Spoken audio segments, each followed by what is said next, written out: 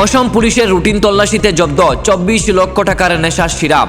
Police ধৃত 2 যুবককে আটক করে বিপুল পরিমাণ নেশার সিরাপ জব্দ করে অসম চুরাইবাড়ি পুলিশের বিশাল সাফল্য। এবার নেশা কারবারিদের আরেকটি নিত্য নতুন পন্থা, ফলের কার্টনের ভেতরে করে নেশা সামগ্রী পাচারের কৌশলও ব্যর্থ হলো। ইনচার্জ নিরঞ্জন দাসের নেতৃত্বে ওয়াচ পোস্টের পুলিশ অত্যন্ত তৎপর রয়েছে নেশা সামগ্রী দরপাকড়ে।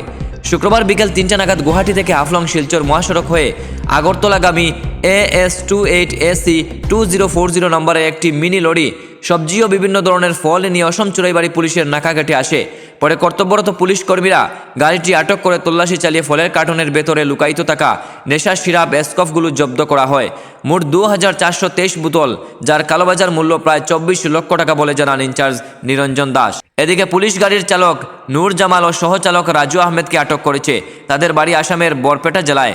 ধৃতদ্বয়ের বিরুদ্ধে NDPS আইনের মামলা দায়ের করে শ্রীভূমি আদালতে প্রেরণ করা হবে।